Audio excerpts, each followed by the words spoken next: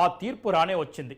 అయితే గతంలో లడ్డూ కల్తీ జరిగిన వెంటనే రాష్ట్ర ప్రభుత్వ అధినేత చంద్రబాబు నాయుడు గారు, ఉప ముఖ్యమంత్రి పవన్ కళ్యాణ్ గారు, ఇతర ముఖ్యులంతా కూర్చొని ఒక సిట్ వేద్దాం, దీని మీద కల్తీ ఎలా జరిగిందో, ఎవరు దీని కారకులో, ఏమేం కల్తీ జరిగిందో, ఏ ఏ ఇంగ్రీడియంట్స్లో కల్తీ జరిగిందో, ఆ కల్తీ జరిగిన పదార్థాలని లడ్డూకు వాడుకున్నారా లేదా అనే అంశాన్ని పూర్తి స్థాయిలో తేల్చాలని నిర్ణయం తీసుకున్న మీదట ఒక మంచి అధికారులతో సిట్ ఏర్పాటు చేశారు.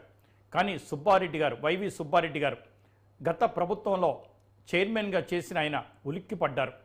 ఇప్పుడు పోలీసులు వెంటబడితే, పోలీసులు ఇన్వెస్టిగేషన్ స్టార్ట్ చేస్తే తను ఏమైపోతానో అని కరుణాకర్ రెడ్డి గారు వారిద్దరూ కలిసి ఈ సిట్ని ఎలాగైనా ఆపాలి, దీన్ని ముందుకు పోనీయకూడదు, విచారణ ముందుకు పోనీయకూడదు అని చెప్పి సుప్రీంకోర్టులో ఒక కేసు వేశారు.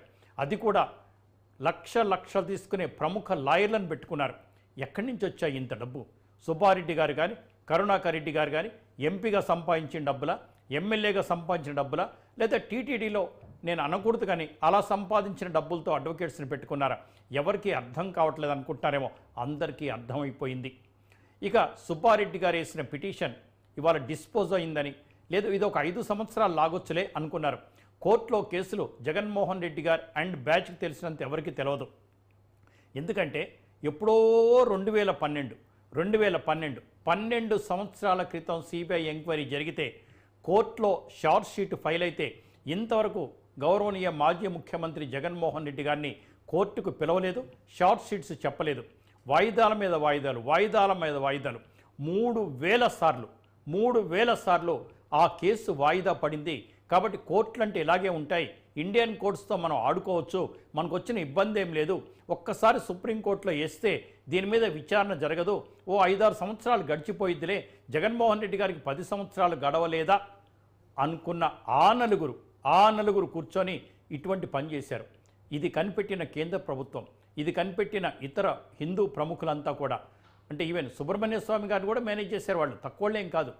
అప్పుడు సుప్రీంకోర్టుకి తుషార్ మెహతా గారు, సొలిసిటర్ జనరల్ గారు స్పష్టంగా చెప్పారు, మేము కేంద్ర ప్రభుత్వాన్ని అడిగి స్వతంత్ర దర్యాప్తు సంస్థ ద్వారా చేద్దామా, సుప్రీంకోర్టు మాజీ న్యాయమూర్తి ద్వారా చేద్దామా, లేక రాష్ట్ర హైకోర్టు ప్రధాన న్యాయమూర్తి మాజీతో చేద్దామా అని డిసిషన్ తీసుకోవడానికి ఓ 2-3 రోజులు టైం తీసుకున్నారు. కానీ జగన్ అండ్ కో అనుకున్నట్టుగా ఈ కేసు త్వరితగతిన కాదనుకున్నారు. కానీ ఈరోజు డిసిషన్ తీసుకున్నారు. కానీ ఒక గొప్ప డిసిషన్ తీసుకున్నారు. దాంట్లో రాష్ట్ర ప్రభుత్వం నుంచి 2 అధికారులు ఉండొచ్చు, అంటే చంద్రబాబు నాయుడు గారు వేసిన సిట్టు కరెక్టే అయిపోయిందనమాట. కాకపోతే ఇందులో కొసమిరుపు మంచిదే జరిగింది. సిబిఐ నుంచి 2, అంటే కేంద్ర ప్రభుత్వం నుంచి 2 ఉంటారు, సిబిఐ పర్యవేక్షణలో జరుగుతుంది. ఇంకొకళ్ళు ఫుడ్ ఎక్స్పర్ట్ ఒకళ్ళు ఉంటారు. 5 కలిసి డిసిషన్ తీసుకోమన్నారు. ఇది ఎందుకు మంచిదంటున్నానంటే, గౌరవనీయ ముఖ్యమంత్రి చంద్రబాబు నాయుడు గారు ప్రకటించారు కాబట్టి ఈ సిట్ అంతా వారి ఆధీనంలో ఉంటుందని అవాకులు చెవాకులు పేలుతున్న జగన్ బ్యాచ్కి కేంద్ర ప్రభుత్వం వాళ్ళు కూడా ఉన్నారు కాబట్టి నిజాలు తెలిసిన తర్వాత, వాస్తవాలు బయటకు వచ్చిన తర్వాత ఎవరు కల్తీ చేశారో, ఎవరు కారకులో, ఎవరు చైర్మనో, ఎవరు టెండర్లు ఇచ్చారో ఇవన్నీ తెలుసుకుంటారు. కాబట్టి ఎవరిని ఏమంటానికి వీల్లేదు. అప్పుడు చంద్రబాబు నాయుడు గారిని ఏమంటానికి వీల్లేదు, ఎందుకంటే కేంద్ర ప్రభుత్వం నుంచి కూడా ఉన్నారు కదా. మరి ఇప్పుడు కూడా Bharatiya Janata party, Janasena party, Telugu Desam party కలిసి ఉన్నాయి కాబట్టి మరి వారిచ్చే నివేదిక కూడా ఏమైనా అనగలరా? ఒక్కసారి అమిత్ షా గారినో, మోడీ గారినో, సిబిఐ కూడా వాళ్ళ కిందే ఉంటుంది, వాళ్ళు అనుకూలంగా నివేదికిస్తారు అని జగన్మోహన్ రెడ్డి గారిని ప్రెస్ మీట్ చెప్పానండి, రేపు ఈ పార్టీకి వారికి బెయిల్ రద్దయిపోద్ది. కాబట్టి అటువంటి మాటలు మాట్లాడరు.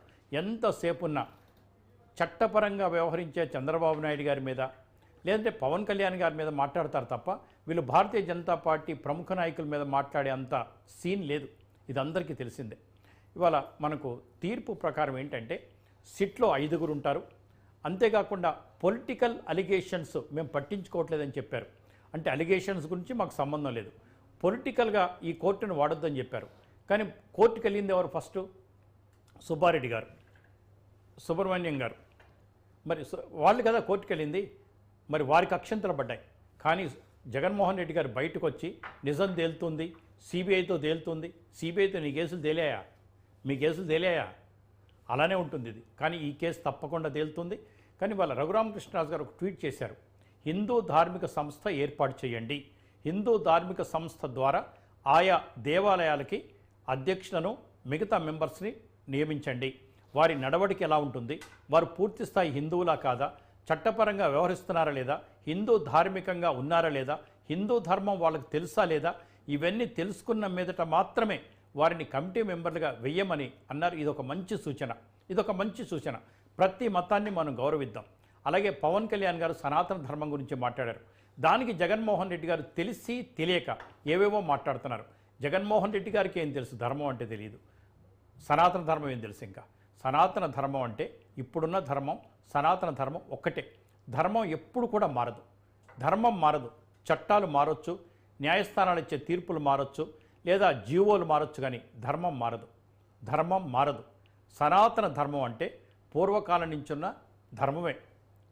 తండ్రిని ఎలా గౌరవించాలి, తల్లిని ఎలా గౌరవించాలి, భార్యను ఎలా చూసుకోవాలి, పిల్లల్ని ఎలా చూసుకోవాలి, బాబాయి పిన్నిని ఎలా చూసుకోవాలి, తోబుట్టువులను ఎలా చూసుకోవాలి, పక్కింటి వాళ్ళని ఎలా చూసుకోవాలి, పెద్ద మనుషుల్ని ఎలా గౌరవించాలి, చిన్నవాళ్ళని ఆప్యాయతగా ఎలా పలకరించాలి, స్కూల్ మాస్టర్ని ఎలా గౌరవించాలి, ముఖ్యమంత్రి గారిని ఎలా గౌరవించాలి, సర్పంచ్ని ఎలా గౌరవించాలి. ఇదే ధర్మం అంటే. ధర్మం అంటే ఏదో కాదు, ఎవరిని మోసం చేయకూడదు, ఎవరిని ఇబ్బంది పెట్టకూడదు అనేదే. అవాస్తవాలు అసలే మాట్లాడకూడదు. కానీ ఇప్పుడు సమాజం చూస్తున్నట్టయితే డబ్బు సంపాదించిన ప్రతి ఒక్కరు కూడా, చాలా పెద్ద మనుషులు అనుకున్న ఒక్కరు కూడా ఎంతమందిని మోసం చేసి సంపాదించారో ఒక 2-3 రోజుల్లో మీకు చెప్తాం. 2-3 రోజుల్లో వేరే విషయాలు మాట్లాడదాం. ఇప్పుడు వద్దది. ఇది స్థూలంగా ఇవాళ సుప్రీంకోర్టు తీర్పు. దీనిపైన చంద్రబాబు నాయుడు గారు సత్యమేవ జయతే అన్నారు. ఎస్, సత్యమే గెలుస్తుంది. ఒక్క విషయం మీ దృష్టి తీసుకొస్తాను. దేవతలందరూ కూడా ఒక్క హరిశ్చంద్రుడికి మాత్రమే క్షమించమని అడిగారు. హరిశ్చంద్రుడు ఎక్కడ అబద్ధం చెప్పలేదు కాబట్టి రాజ్యాన్ని కోల్పోయారు, సామ్రాజ్యాన్ని కోల్పోయారు, సర్వస్వాన్ని కోల్పోయారు, భార్యని కోల్పోయారు, చివరికి కొడుకు లోహితుడిని కూడా కోల్పోయారు. ఇంత కోల్పోయిన సత్యాన్ని విడవనందుకు, అబద్ధం చెప్పనందుకు, ఎవరిని మోసం చేయనందుకు, చివరికి ఒక రాజు కాటికాపరిగా మారినందుకు కూడా అబద్ధం చెప్పకపోతే దేవతలు కిందికి వచ్చి క్షమించమని అడిగారు. మొత్తం హిందూ చరిత్రలో ఏ గ్రంథమైనా తీసుకోండి, దేవతలందరూ వచ్చి క్షమాపణ అడిగిన మానవుడు ఎవరు ఉన్నారంటే ఆయనే హరిశ్చంద్రుడు. కాబట్టి సత్యమేవ జైతే చంద్రబాబు నాయుడు కరెక్ట్గా ట్వీట్ చేశారు. చూద్దాం ఏం జరగబోతుందో. ఆ దేవదేవుడే రాయించుకుంటాడు, ఆ దేవదేవుడే వాస్తవాలు బయటకు తీసుకుంటాడు. మనందరికీ చెప్తారు, జీవో ఇచ్చినట్టు ఇస్తారు. చూడండి మీరు, ఒక మంచి ఫలితం రాబోతోంది. ఇంకెప్పుడు తిరుమలలో ఏది కల్తీ జరగకూడదు. ఇది ఇవాల్టి చర్చలో మనకు